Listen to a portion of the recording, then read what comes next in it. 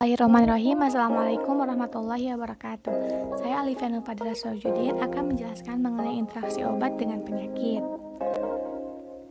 Interaksi obat dengan penyakit dikatakan terjadi ketika suatu obat yang digunakan memiliki potensi untuk membuat penyakit yang telah ada sebelumnya menjadi semakin parah. Menurut Sim dan Masan tahun 1993 dalam Pustaka Medik menyebutkan bahwa interaksi obat dengan penyakit ini sering juga disebut sebagai kontraindikasi absolut dan relatif. Berikut merupakan beberapa contoh interaksi obat dengan penyakit. Yang pertama yaitu ada interaksi obat dengan penyakit kardiovaskular. Obat golongan dekongenstan seperti contohnya pseudoephedrine yang digunakan untuk mengobati hidung tersumbat dapat menyebabkan pengecilan pembuluh darah dan meningkatkan tekanan darah pada pasien dengan penyakit kardiovaskular karena pada pasien dengan penyakit kardiovaskular ini tekanan darahnya sulit dikendalikan. Sehingga pemberian obat golongan dekongenstan kepada pasien dengan penyakit kardiovaskular harus diberikan dengan hati-hati dan dilakukan pemantauan. Interaksi obat ini tingkat keparahannya termasuk ke dalam klasifikasi interaksi obat major. Yang selanjutnya yaitu ada interaksi obat antiinflamasi nonsteroid dengan penyakit kardiovaskular. Dari penelitian yang telah dilakukan oleh tim peneliti internasional yang dipimpin oleh Michelle Bailey dari University of Montreal Hospital Research Center mengungkapkan bahwa terjadi peningkatan risiko serangan jantung yang terjadi pada awal minggu pertama pada pasien yang mengonsumsi NSAID ataupun obat antiinflamasi nonsteroid, dan risikonya ini akan lebih besar lagi ketika dosis obat antiinflamasi nonsteroid ditingkatkan lebih tinggi. Penelitian lain juga menyebutkan bahwa obat antiinflamasi nonsteroid dapat meningkatkan tekanan darah dan menyebabkan retensi cairan. Hal-hal ini dapat membantu memicu serangan jantung, terutama bagi orang-orang yang sudah mempunyai penyakit jantung.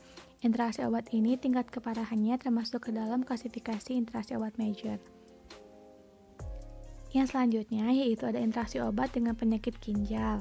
Berdasarkan penelitian yang dilakukan oleh Waro dan Lukman dari Universitas Ahmad Dahlan membuktikan bahwa obat antiinflamasi nonsteroid berkaitan dengan kejadian gagal ginjal kronik. Penggunaan obat antiinflamasi nonsteroid dapat meningkatkan kreatinin dan bun serum ataupun kadar urea darah, sehingga akan menyebabkan kerusakan ginjal. Terapi obat antiinflamasi nonsteroid ini harus diberikan secara hati-hati pada pasien dengan gangguan fungsi ginjal karena dapat memperparah kerusakan ginjal. Interaksi obat ini tingkat keparahannya termasuk ke dalam klasifikasi interaksi obat major. Yang selanjutnya yaitu ada interaksi obat antibiotik dengan penyakit ginjal. Penggunaan antibiotik seperti contohnya vancomycin dapat menyebabkan peningkatan sementara dalam konsentrasi bun dan serum kreatinin.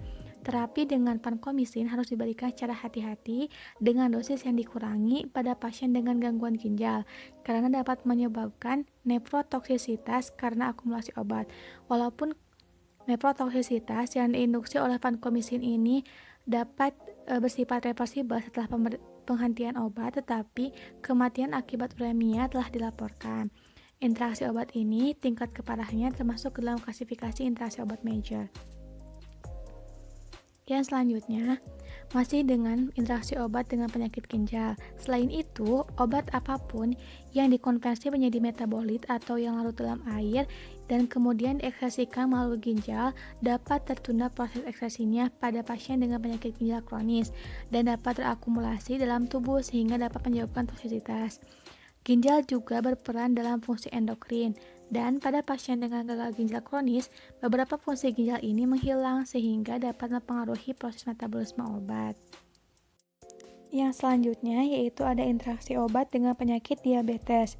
Obat golongan beta blocker dapat menutupi gejala hipoglikemia seperti tremor, tahikardi, dan perubahan tekanan darah. Selain itu, beta blocker non-selektif seperti contohnya propranolol dapat menghambat glikogenolisis yang dimediasi katekolamin sehingga berpotensi hipoglikemia yang diinduksi insulin dan menunda pemulihan kadar glukosa darah normal.